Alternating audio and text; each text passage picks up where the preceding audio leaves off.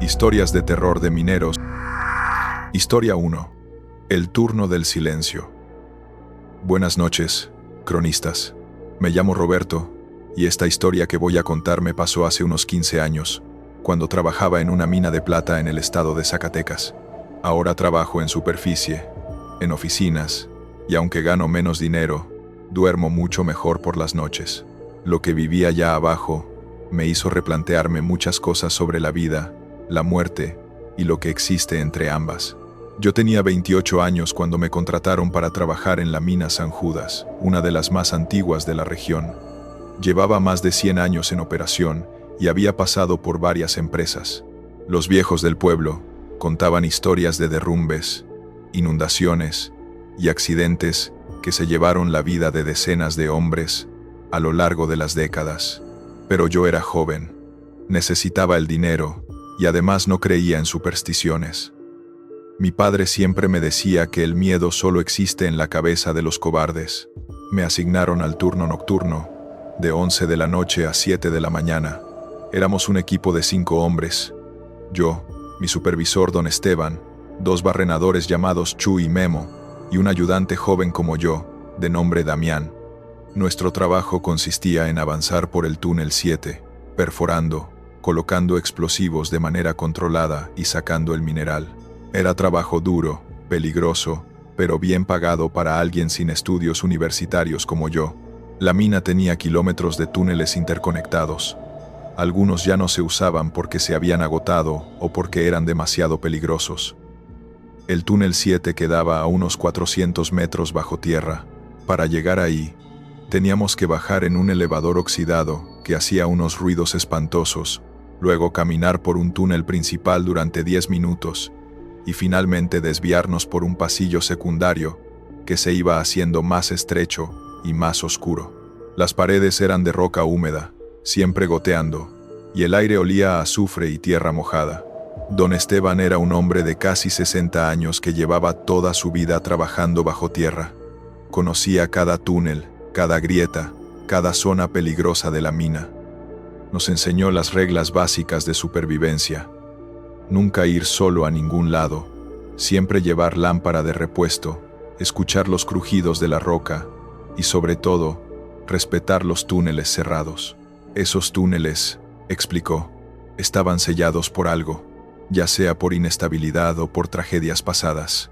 Había uno en particular, el túnel 13, que estaba tapiado con concreto y tenía un letrero oxidado que decía «Prohibido el paso». Don Esteban nunca quiso decirnos por qué estaba cerrado, solo repetía que había buenas razones y que era mejor no preguntar. Las primeras semanas fueron normales. El trabajo era agotador pero manejable. Perforábamos, volábamos secciones pequeñas, cargábamos el mineral en vagonetas y lo sacábamos. El ruido era ensordecedor. Taladros, explosiones controladas, el chirrido de las vagonetas sobre los rieles. Pero cuando parábamos para descansar o comer algo, el silencio que nos rodeaba era absoluto y pesado. Un silencio que te hacía sentir el peso de toda esa roca sobre tu cabeza. Todo cambió una noche de octubre. Estábamos a mitad del turno, cerca de las 3 de la mañana, esa hora en que el cuerpo se siente más pesado y la mente más lenta. Habíamos terminado de hacer unas perforaciones, y don Esteban nos dijo que descansáramos 20 minutos antes de colocar los explosivos. Nos sentamos en el suelo, sacamos nuestros termos con café y algunos tacos que habíamos traído de casa. La conversación era escasa, solo comentarios sobre el trabajo o algún chiste malo de Chuy. Fue Damián quien lo escuchó primero. Se quedó quieto, con el taco a medio camino de su boca, y ladeó la cabeza como un perro que detecta algo extraño. ¿Escucharon eso?, preguntó en voz baja. Todos nos quedamos en silencio, aguzando el oído. Al principio, no oí nada, solo el goteo constante del agua en las paredes. Pero luego, muy tenue, llegó un sonido metálico. Era como si alguien estuviera golpeando un riel o una tubería con un martillo, pero muy lejos, en las profundidades de la mina. Don Esteban frunció el ceño. Debe ser el turno de la mañana preparando algo en otro nivel, dijo, aunque no sonaba muy convencido. Debe ser el turno de la mañana. Debe ser el turno de la mañana. Debe ser el turno de la mañana. Debe ser el turno de la mañana. Debe ser el turno de la mañana. Debe ser el turno de la mañana. Debe ser el turno de la mañana. Debe ser el turno de la mañana. El problema es que el turno de la mañana no entraba hasta las 7. Y nosotros éramos los únicos trabajando a esas horas. Además, el sonido no venía de arriba ni de los lados, venía de abajo, de túneles más profundos que hacía años no se trabajaban. Los golpes continuaron durante unos minutos, siempre al mismo ritmo. 3 golpes, pausa, 3 golpes, pausa. Era un patrón demasiado regular para ser aleatorio.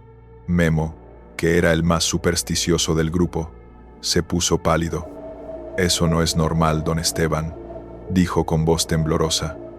«Mi abuelo trabajó aquí y me contó que a veces se escuchan cosas. Dijo que son los que se quedaron atrapados, que todavía están buscando la salida». Don Esteban lo calló con un gesto brusco de la mano. «No empiecen con pendejadas. Aquí no hay fantasmas, solo roca y metal. Probablemente es agua golpeando en alguna tubería vieja. Terminen de comer y volvemos al trabajo». Pero noté que él también se veía inquieto y que su mirada se desviaba constantemente hacia el túnel oscuro que teníamos detrás. Los golpes se detuvieron tan repentinamente como habían comenzado.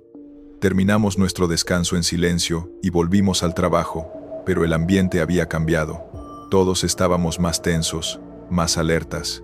Yo me sorprendía volteando constantemente hacia la oscuridad del túnel, esperando ver algo que no debería estar ahí. Esa noche terminamos el turno sin más incidentes, pero durante el trayecto de regreso a la superficie, nadie habló. Cada uno estaba perdido en sus propios pensamientos. La noche siguiente, los golpes regresaron, esta vez más fuertes y más cercanos. Comenzaron alrededor de las 2 de la mañana y duraron casi 1 hora. El patrón era el mismo: 3 golpes, pausa, 3 golpes. Pero ahora se escuchaba otro sonido mezclado con los golpes, como un arrastre pesado, como si alguien estuviera moviendo algo muy grande por el suelo de roca. Chuy dejó de trabajar y se acercó a don Esteban. «Jefe, esto no está bien.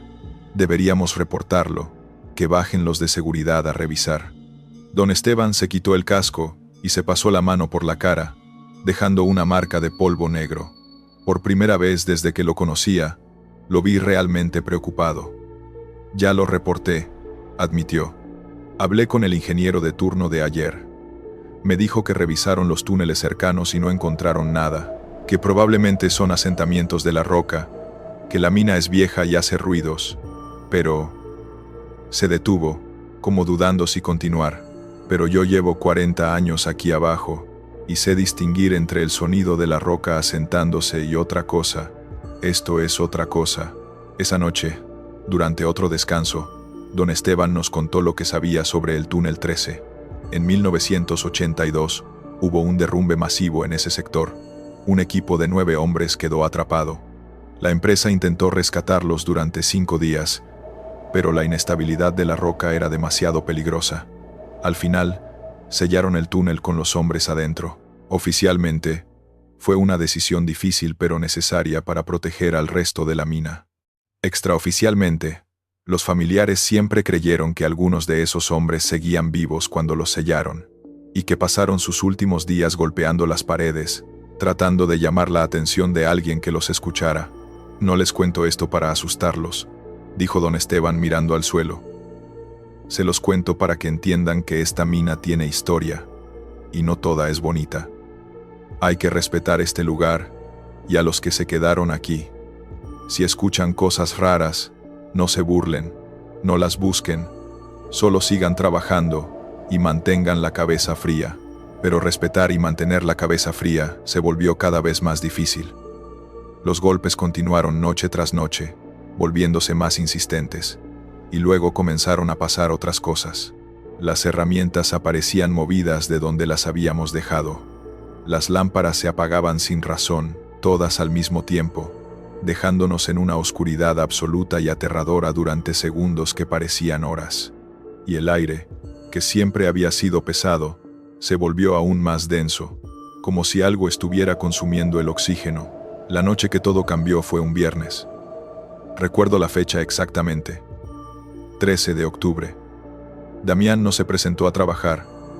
Dijo que estaba enfermo, pero todos sabíamos que tenía miedo. No lo juzgábamos, porque todos lo teníamos. El problema es que sin él éramos solo 4, y el trabajo se hacía más lento y más pesado. Don Esteban había pedido un reemplazo, pero la empresa no mandó a nadie. Estábamos colocando explosivos en las perforaciones, cuando todas nuestras lámparas se apagaron al mismo tiempo. La oscuridad en una mina a 400 metros bajo tierra es algo que no se puede describir con palabras. No es solo la ausencia de luz, es una presencia física, algo que te envuelve y te sofoca. Empezamos a gritar, intentando mantener la calma, buscando las lámparas de repuesto en nuestros cinturones. Yo tenía las manos temblorosas y me costaba encontrar el botón de encendido. Entonces, en medio de esa oscuridad total, escuchamos pasos. No eran los pasos pesados de botas de minero sobre roca, eran pasos lentos, arrastrándose, como de alguien que camina con dificultad. Venían del fondo del túnel, donde no había absolutamente nada ni nadie. Los pasos se acercaban, acompañados de una respiración pesada y trabajosa, como de alguien que ha estado corriendo o que le cuesta trabajo respirar. Finalmente logré encender mi lámpara de repuesto. La luz cortó la oscuridad, revelando el túnel vacío frente a nosotros, pero los pasos continuaban, cada vez más cerca. Chuy y Memo lograron encender sus lámparas casi al mismo tiempo, y los 3 apuntamos hacia el origen del sonido. No había nadie. El túnel estaba completamente vacío, pero los pasos seguían ahí, claros y nítidos, acercándose a nosotros. «Vámonos, ahora», gritó don Esteban, y no necesitó repetirlo. Agarramos lo que pudimos y corrimos hacia la salida. Yo iba último, y mientras corría sentía algo detrás de mí, tan cerca que prácticamente podía sentir su aliento en mi nuca. El miedo me daba fuerzas que no sabía que tenía. Corrimos por el túnel secundario, luego por el principal, sin detenernos, sin mirar atrás. Detrás de nosotros, los pasos nos seguían, acompañados ahora de golpes en las paredes, como si muchas manos golpearan la roca al mismo tiempo. Llegamos al elevador y nos amontonamos adentro. Don Esteban presionó el botón para subir con tanta fuerza que pensé que lo iba a romper. El elevador comenzó su ascenso lento y chirriante. Desde abajo, desde la oscuridad del túnel, escuchamos un grito. No era un grito de dolor o de miedo, era un grito de rabia, de frustración, como de alguien que ha perdido algo que casi tenía en sus manos. Ese grito me heló la sangre, y aún hoy, tantos años después, a veces lo escucho en mis pesadillas. Llegamos a la superficie y salimos del elevador como almas que lleva el diablo. El encargado de turno nos vio llegar pálidos, sudando, con los ojos desorbitados, y supo que algo grave había pasado. Don Esteban reportó el incidente inmediatamente. Dijo que había actividad anormal en el túnel 7, que era peligroso continuar trabajando ahí, que necesitaban hacer una inspección completa antes de mandar a alguien más. El ingeniero de seguridad bajó al día siguiente con un equipo especializado. Estuvieron ahí varias horas, midiendo, revisando, tomando muestras del aire y de la roca. Su reporte oficial concluyó que había acumulación de gases, que eso podía causar alucinaciones auditivas y que la combinación de cansancio, oscuridad y gases explicaba todo lo que habíamos experimentado. Recomendaron mejorar la ventilación y nos dieron una semana de descanso pagado, pero don Esteban no aceptó esa explicación. Renunció al día siguiente. Me dijo que en 40 años nunca había sentido lo que sintió esa noche, que los gases no explican los pasos coordinados, ni los gritos, ni esa sensación de presencia maligna que todos sentimos. Hay cosas ahí abajo que no queremos despertar, Roberto, me dijo en nuestra última conversación. Y creo que con tanto trabajo, tanta explosión, tanto ruido, despertamos algo que debió quedarse dormido para siempre. Chuy y Memo también renunciaron. Yo me quedé, porque necesitaba el dinero y porque me convencí de que don Esteban estaba exagerando. que efectivamente habían sido los gases y el cansancio. Me transfirieron a otro sector de la mina, más cerca de la superficie, con turno diurno. El trabajo era más liviano y me sentía seguro. 2 meses después, hubo otro incidente. Un equipo nuevo que estaba trabajando en el túnel 7 reportó exactamente lo mismo. Golpes, pasos, presencias. Esta vez, uno de los trabajadores tuvo un ataque de pánico tan severo que tuvieron que subirlo inconsciente. La empresa finalmente decidió cerrar ese sector de forma permanente. Dijeron que los costos de mantener la seguridad ahí no justificaban la cantidad de mineral que se podía extraer, pero los trabajadores más viejos sabíamos la verdad.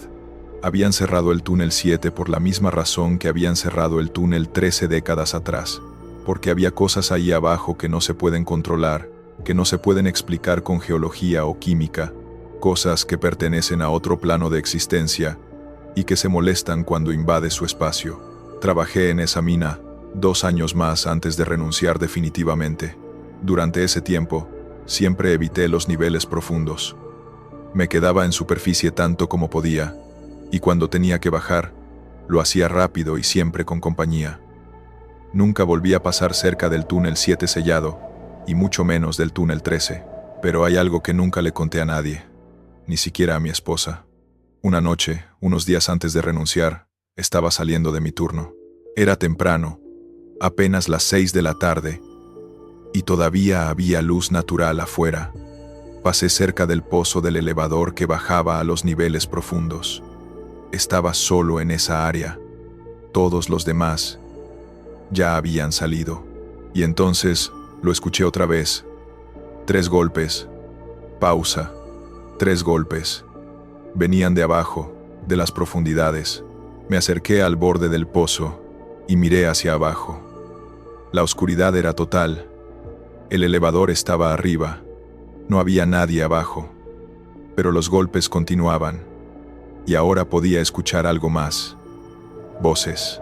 No distinguía palabras, pero eran múltiples voces hablando al mismo tiempo, algunas susurrando, otras gritando, y todas parecían estar llamando, pidiendo algo, rogando por algo.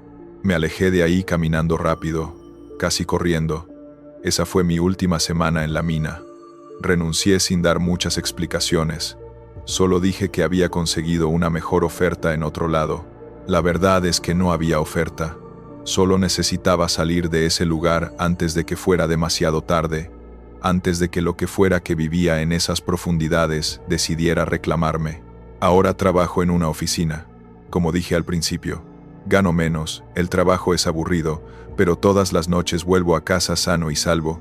Todas las noches duermo sin soñar con túneles oscuros, sin escuchar golpes en las paredes, sin sentir esa presencia que te persigue en la oscuridad. A veces veo noticias sobre la mina San Judas. Sigue operando, aunque en sectores diferentes. De vez en cuando hay reportes de incidentes, de trabajadores que renuncian de repente, de áreas que se cierran sin explicación clara. Y sé que no soy el único que vivió algo ahí abajo. He hablado con otros exmineros en el pueblo, en las fondas, en las cantinas. Todos tienen historias similares. Todos comparten esa mirada, esa manera de bajar la voz cuando hablan de ciertos túneles, de ciertas noches. Es como un club no oficial de personas que vieron algo que no deberían haber visto, que escucharon algo que no deberían haber escuchado. Si hay algo que aprendí de esa experiencia es esto: la tierra guarda secretos, y algunos de esos secretos están mejor dejados en paz. Cuando excavas demasiado profundo, cuando invades espacios que han estado cerrados por décadas, cuando perturbes el descanso de aquellos que nunca salieron, hay consecuencias. No siempre son inmediatas, no siempre son obvias, pero están ahí. Mi consejo para cualquiera que trabaje bajo tierra: respeten los túneles cerrados, no ignoren las señales de advertencia, escuchen a los trabajadores viejos cuando les digan que eviten ciertas áreas. Y sobre todo, si alguna vez escuchan 3 golpes en la oscuridad, seguidos de una pausa, y luego 3 golpes más, salgan de ahí, no investiguen, no busquen el origen, solo salgan y no miren atrás. porque lo que sea que está golpeando no quiere ser encontrado, quiere encontrarte a ti. Historia 2. El compañero del nivel 8. Buenas noches, cronistas. Mi nombre es Antonio, pero todos me conocen como Toño. Soy ingeniero de minas, y esta historia me sucedió hace aproximadamente 8 años cuando trabajaba en una mina de cobre en Sonora. He trabajado en varias minas a lo largo de mi carrera, pero lo que viví en aquella me hizo cuestionar muchas cosas sobre la realidad y sobre lo que realmente existe bajo nuestros pies cuando excavamos la tierra. Tengo que darles un poco de contexto para que entiendan la magnitud de lo que pasó. La mina donde trabajaba era una operación grande, con múltiples niveles que descendían hasta casi 600 metros bajo la superficie. Mi trabajo como ingeniero era supervisar las operaciones de barrenación y voladura en los niveles más profundos, específicamente del nivel 6 al nivel 9. Eso significaba que pasaba la mayor parte de mi jornada laboral muy por debajo de la tierra, en túneles húmedos y estrechos, rodeado del ruido constante de maquinaria pesada. El nivel 8 era particularmente complicado. La roca ahí era más dura que en otros niveles, lo que requería más explosivos y más tiempo de trabajo. Además, la ventilación no era óptima, así que teníamos que usar mascarillas constantemente y tomar descansos frecuentes para no intoxicarnos con los gases que se acumulaban. Era un trabajo demandante física y mentalmente, pero el pago era excelente y yo estaba ahorrando para comprarme una casa, así que aguantaba. En mi equipo directo había 5 personas, yo como ingeniero supervisor, un capataz llamado Jorge, 2 operadores de maquinaria pesada y un barrenador experimentado de nombre Saúl. Saúl era un hombre callado, de unos 50 años, que llevaba más de 25 años trabajando en minas. Era el tipo de persona que habla poco, pero cuando lo hace, todos escuchan porque sabe de lo que habla. Desde el principio noté que Saúl evitaba cierta sección del nivel 8. Siempre encontraba excusas para no trabajar en esa zona específica. Un día le pregunté directamente por qué evitaba esa área. Estábamos tomando café en la estación de descanso del nivel 7, solos los dos. Saúl me miró fijamente durante varios segundos antes de responder. «Ingeniero», me dijo con voz grave, «¿usted cree en las presencias?». Le dije que no entendía a qué se refería. Él suspiró y continuó. «Hay una sección del nivel 8, por el túnel C2C, donde nunca deberías ir solo. Hace años, 3 hombres murieron ahí en un accidente. Desde entonces, los que trabajamos ahí decimos que ellos siguen en el lugar, que nunca se fueron del todo». Siendo honesto, mi primera reacción fue de escepticismo. Soy ingeniero, creo en datos, en geología, en física, no en fantasmas. Le respondí a Saúl que respetaba sus creencias, pero que yo necesitaba supervisar todas las áreas por igual, incluyendo el túnel C12. Él solo asintió y me dijo: «Está bien, ingeniero. Solo recuerde esto.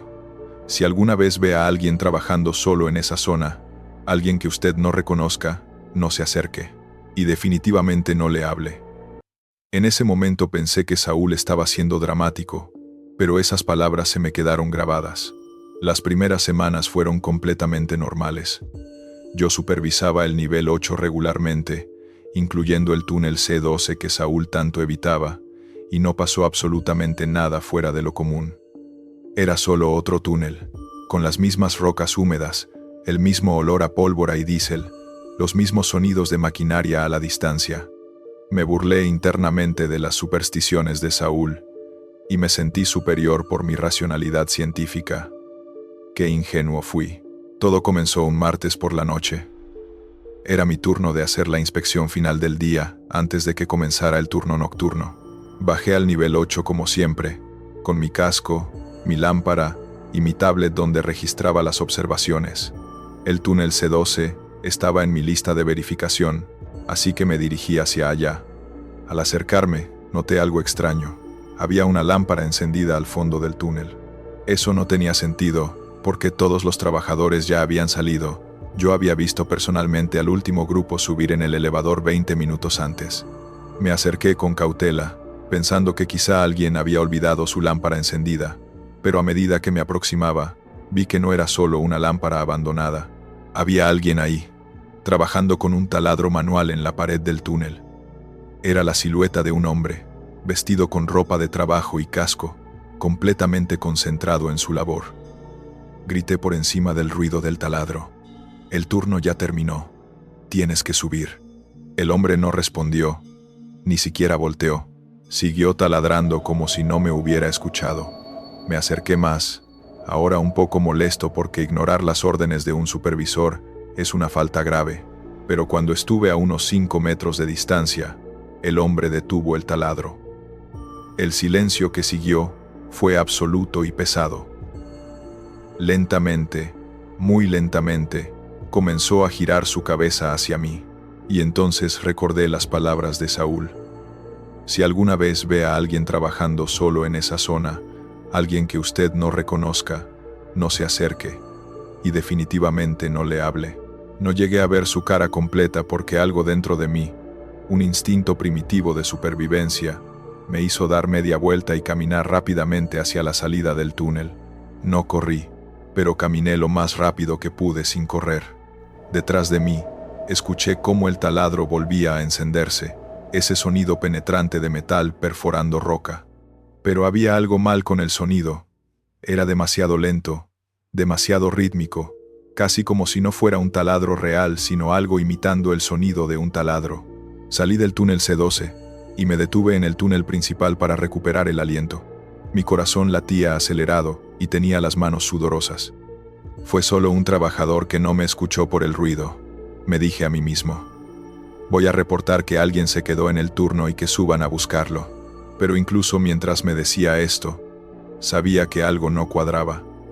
Conocía a todos los trabajadores del nivel 8, y la silueta de ese hombre no correspondía con ninguno de ellos. Subí a la superficie y reporté el incidente al jefe de turno. Él revisó su lista y confirmó que todos los trabajadores del nivel 8 habían marcado su salida. Nadie faltaba. Debe haber sido alguien de mantenimiento haciendo horas extras, sugirió, aunque no sonaba convencido. Llamó al departamento de mantenimiento, pero le confirmaron que no habían enviado a nadie al nivel 8 esa noche. El jefe de turno entonces decidió enviar a un equipo de seguridad a verificar. Yo insistí en bajar con ellos.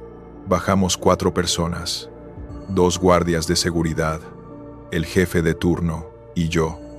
Todos íbamos armados con lámparas potentes y radios. La tensión era palpable mientras descendíamos en el elevador. Llegamos al nivel 8 y nos dirigimos directamente al túnel C12. El jefe de turno iba adelante, seguido por los guardias, y yo cerraba la marcha. A medida que nos acercábamos, todos aguzamos el oído esperando escuchar el taladro, pero había solo silencio. Entramos al túnel alumbrando cada rincón con nuestras lámparas. Estaba completamente vacío. No había nadie, ni herramientas abandonadas, ni señales de que alguien hubiera estado trabajando recientemente. Las paredes estaban intactas, sin marcas frescas de perforación. Uno de los guardias encontró algo, una lámpara de casco vieja, apagada, medio enterrada en el polvo del suelo. La recogió y la examinó. «Esta cosa tiene años aquí», comentó. «Mira, está toda oxidada». El jefe de turno me miró con una mezcla de preocupación y molestia. «Toño, ¿estás seguro de lo que viste?», me preguntó. Yo insistí en que había visto a alguien trabajando ahí hace menos de una hora, que había escuchado el taladro claramente. Pero mirando a mi alrededor, al túnel vacío y sin evidencia de actividad reciente, yo mismo comencé a dudar. ¿Había sido una alucinación? ¿El cansancio me había jugado una mala pasada? Decidimos retirarnos. De camino a la superficie, el jefe de turno me sugirió que tomara el resto de la noche libre, que descansara bien. «Este trabajo nos afecta a todos eventualmente», me dijo, tratando de ser comprensivo. «La falta de luz natural, el aire enrarecido, el estrés. Es normal ver cosas que no están ahí». Acepté irme a casa temprano, pero no porque creyera su explicación, sino porque necesitaba procesar lo que había visto. Esa noche no pude dormir. Cada vez que cerraba los ojos veía la silueta de ese hombre girando lentamente su cabeza hacia mí. Y algo que no le mencioné a nadie. Justo antes de darme la vuelta, alcancé a ver algo que me heló la sangre. El hombre no proyectaba sombra en la pared del túnel. La lámpara de su casco alumbraba la pared, pero donde debería estar su sombra, no había nada. Era como si la luz lo atravesara en lugar de bloquearse. Al día siguiente volví al trabajo decidido a investigar más sobre el túnel C12 y el accidente que Saúl había mencionado. Fui a la oficina de recursos humanos y pedí acceso a los registros de incidentes de los últimos 10 años. La encargada me miró con curiosidad, pero me dio acceso al archivo digital. Busqué por nivel 8 y túnel C12, y ahí estaba, un reporte de accidente fechado 7 años atrás. Según el reporte, 3 trabajadores habían muerto en un derrumbe parcial en el túnel C12. Estaban haciendo trabajos de perforación cuando una sección de techo cedió sin advertencia. Los 3 murieron instantáneamente por el impacto de las rocas. El reporte incluía sus nombres: Miguel Ángel Soto, de 34 años, Fernando Ruiz, de 41 años, y Jesús Armenta, de 29 años. Había fotografías del área después del accidente, y algo me llamó la atención. En una de las fotos se veía un taladro manual exactamente como el que yo había visto usar al hombre la noche anterior. Busqué más información sobre los 3 hombres fallecidos. En los archivos encontré sus expedientes con fotografías. Cuando vi la foto de Jesús Armenta, sentí un escalofrío recorrer mi espalda. La altura, la complexión, hasta la manera de poner los hombros, todo coincidía con la silueta que yo había visto en el túnel C12. Imprimí la foto y fui a buscar a Saúl. Lo encontré en el vestuario preparándose para su turno. Le mostré la fotografía sin decir nada. Saúl la miró y luego me miró a mí con una expresión que mezclaba comprensión y pena. «¿Lo viste, verdad?», dijo simplemente. No era una pregunta, era una afirmación. Asentí lentamente. «Jesús», continuó Saúl, «era mi compañero de trabajo. Estaba conmigo el día del accidente. Yo subí a buscar más manguera para agua. Él se quedó trabajando con los otros 2. Cuando volví, el túnel estaba derrumbado y ellos estaban muertos. Durante meses me sentí culpable por haber sobrevivido». Saúl se sentó en una banca y suspiró profundamente antes de continuar. «Jesús no se ha ido, ingeniero. Ninguno de los 3 se ha ido. Siguen trabajando ahí abajo, haciendo lo mismo que estaban haciendo cuando murieron. Los he visto varias veces a lo largo de los años. Al principio, intentaba hablarles, llamarlos por sus nombres, pero ellos no responden. Solo hacen su trabajo, una y otra vez, atrapados en un ciclo sin fin. Por eso, evito esa zona. No porque les tenga miedo, sino porque me duele verlos así, sin poder descansar». Le pregunté a Saúl si había reportado esto a alguien, si otros trabajadores habían visto lo mismo. Me explicó que sí, que varios trabajadores antiguos conocían la situación, pero que la empresa siempre encontraba explicaciones racionales. Gases alucinógenos, fatiga, estrés psicológico. «Nadie quiere admitir que hay cosas que la ciencia no puede explicar», me dijo. «Es más fácil pensar que estamos locos que aceptar que los muertos a veces no se van completamente». Durante las siguientes semanas, evité el túnel C12 tanto como pude.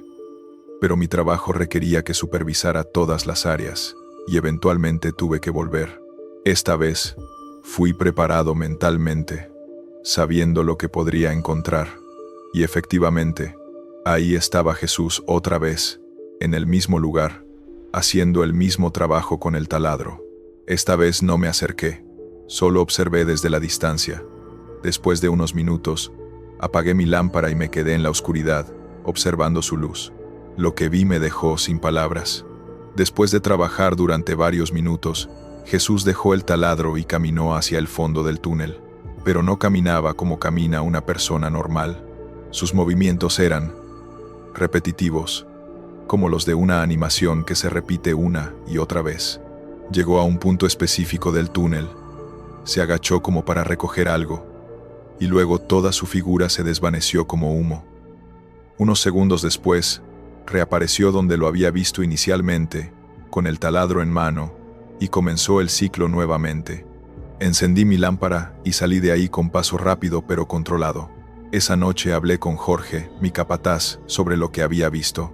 Jorge escuchó en silencio, y luego me dijo algo que nunca olvidaré. Ingeniero, hay dos tipos de personas en este trabajo, los que ven y los que no ven. Yo soy de los que no ven, y considero que es una bendición. Usted es de los que ven, y eso es una carga que tendrá que llevar. Mi consejo es que haga su trabajo. Respete a los que están ahí, y no intente entender cosas que están más allá de nuestra comprensión. Pensé mucho en las palabras de Jorge. ¿Por qué algunos podemos ver estas cosas y otros no? ¿Era una cuestión de sensibilidad, de apertura mental, o simplemente mala suerte? No tenía respuestas. Solo tenía la certeza de que lo que estaba viendo era real, tan real como la roca bajo mis pies o el aire que respiraba. Decidí hacer algo que probablemente fue una tontería, pero sentía que tenía que intentarlo. Una noche bajé solo al túnel C12. No se lo dije a nadie porque sabían que me lo habrían prohibido. Llevé conmigo una pequeña caja de madera que había comprado en el pueblo. Dentro puse 3 veladoras, una fotografía que imprimí de Jesús con sus compañeros, la encontré en los archivos de recursos humanos, y una nota que escribí a mano. La nota decía: Jesús, Miguel Ángel, Fernando, su trabajo aquí terminó hace años. Ya no tienen que seguir, pueden descansar. Sus familias los recuerdan, sus compañeros los honran. Gracias por su servicio, pero es hora de que encuentren paz. Sé que suena cursi e ingenuo, pero no sabía qué más hacer. Coloqué la caja en el punto exacto donde Jesús siempre desaparecía y reaparecía. Encendí las 3 veladoras y me quedé ahí de pie durante varios minutos, en silencio. No pasó nada dramático. No hubo vientos sobrenaturales, ni voces del más allá. Solo silencio y la luz titilante de las veladoras, proyectando sombras danzantes en las paredes del túnel. Después de un rato, me fui. No sabía si mi pequeño ritual serviría de algo, pero sentía que al menos tenía que intentarlo. Durante los siguientes días, no volví al túnel C12. Dejé que otros ingenieros supervisaran esa zona. Pero una semana después, Saúl vino a buscarme con una expresión extraña en el rostro. «Ingeniero», me dijo, «¿usted dejó algo en el C12?» Le pregunté por qué. Porque encontré una caja con veladoras, y lo extraño es que las veladoras se consumieron completamente de manera uniforme, las 3 al mismo tiempo. Eso no es normal. Las veladoras nunca se queman de manera tan perfecta. Le expliqué a Saúl lo que había hecho, esperando que me dijera que había sido una tontería. Pero en lugar de eso, asintió lentamente con aprobación. «Bien hecho, ingeniero», dijo. «Es más de lo que muchos hubieran hecho. Espero que les haya servido de algo». Le pregunté si había vuelto a ver a Jesús en el túnel. Saúl negó con la cabeza. «No desde que usted puso la caja. Llevo trabajando cerca de esa zona toda esta semana, y no he visto nada. Tal vez funcionó». Quise creer que había funcionado, que mi pequeño acto de reconocimiento había ayudado a esas 3 almas a encontrar descanso. Pero la mina es grande, y hay muchos túneles, muchos niveles, muchos rincones oscuros donde la muerte ha dejado su marca. Una semana después del incidente de las veladoras, empezaron a reportarse avistamientos en el nivel 9. Un trabajador juró haber visto a 2 hombres cargando una camilla vacía por un túnel abandonado. Otro reportó escuchar voces llamando por ayuda desde un sector que había sido sellado después de un accidente con agua hacía 5 años. Me di cuenta de que el túnel C12 no era un caso aislado. La mina entera estaba llena de presencias, de ecos del pasado, de trabajadores que nunca abandonaron su puesto. Y comprendí algo importante. Estas presencias no eran malévolas. No estaban ahí para hacer daño, simplemente estaban atrapadas, repitiendo sus últimos momentos una y otra vez, sin saber cómo salir de ese ciclo. Página 6. Trabajé en esa mina durante 2 años más, después del incidente del túnel C12. Durante ese tiempo, tuve varios encuentros más con lo inexplicable. Vi sombras que caminaban por túneles vacíos. Escuché conversaciones en idiomas que no reconocía. La mina tenía más de 80 años de operación. Quién sabe cuántos trabajadores extranjeros habían muerto ahí. Sentí manos invisibles empujarme lejos de áreas que segundos después colapsaban. Aprendí a coexistir con estas presencias. Desarrollé mis propios rituales. Siempre saludaba en voz alta cuando entraba a un túnel nuevo. Dejaba una veladora encendida en los lugares donde sabía que había ocurrido algún accidente. Y nunca, jamás, me burlaba o faltaba al respeto cuando alguien reportaba haber visto algo extraño. Saúl tenía razón. Yo era de los que ven, y con el tiempo aprendí que eso no era necesariamente una maldición, sino una responsabilidad. Eventualmente decidí dejar la minería subterránea.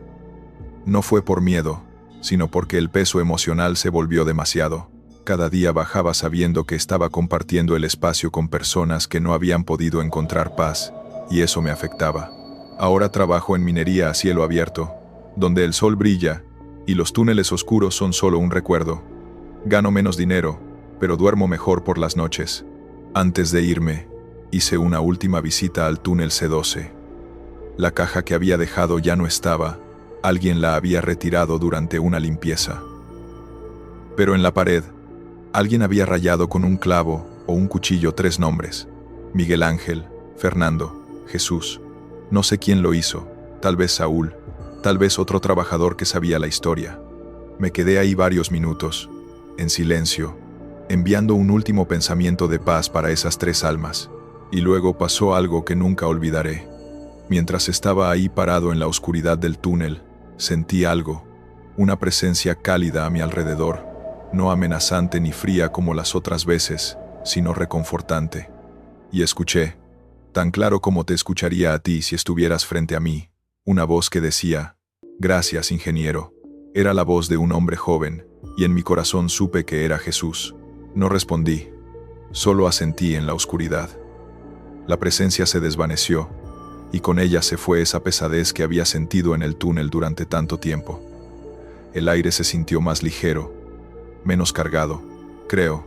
Quiero creer, que finalmente encontraron su salida, que el ciclo se rompió y pudieron seguir adelante. Desde entonces he hablado con otros ingenieros de minas, personas que han trabajado en diferentes partes del país y del mundo, y la mayoría, cuando les hablas en privado y con confianza, admiten haber visto o experimentado cosas que no pueden explicar. Es como si la profesión atrajera estas experiencias, o tal vez es simplemente que cuando trabajas tan cerca de la muerte, tan adentrado en las entrañas de la tierra, te vuelves más sensible a lo que existe más allá del velo. Mi consejo para cualquiera que trabaje en minería subterránea es simple: respeten el espacio, respeten a los que vinieron antes y respeten a los que no pudieron salir. No todos los peligros en una mina son físicos. Algunos son de naturaleza espiritual, y aunque no puedan lastimarte físicamente, pueden dejarte marcas en el alma que duran toda la vida. Y si alguna vez ven a alguien trabajando en un túnel que debería estar vacío, si ven a un compañero que no reconocen, si escuchan voces llamando desde la oscuridad, no ignoren lo que sus instintos les dicen. Esas presencias están ahí por una razón, atrapadas en sus últimos momentos, repitiendo sus últimas acciones. No pueden hacerte daño, pero sí pueden mostrarte algo importante: que la muerte en una mina no siempre es el final, que algunos continúan su turno eternamente, esperando que alguien les diga que está bien detenerse, que está bien descansar, que su trabajo finalmente terminó. Esa es mi historia, cronistas. Espero que sirva para que quienes la escuchen entiendan que bajo tierra, en la oscuridad de los túneles profundos, hay más de lo que nuestros ojos pueden ver y más de lo que nuestra ciencia puede explicar. Y que a veces, lo más valiente que podemos hacer no es ignorar estas presencias, sino reconocerlas, honrarlas y ayudarlas a encontrar el camino hacia la luz que ellos nunca pudieron ver de nuevo. Y así, mis amables cronistas de la noche, llegamos al final de estas historias. Si te han gustado, suscríbete, comparte y déjanos en los comentarios desde dónde nos estás escuchando. Nos veremos muy pronto, en el próximo misterio.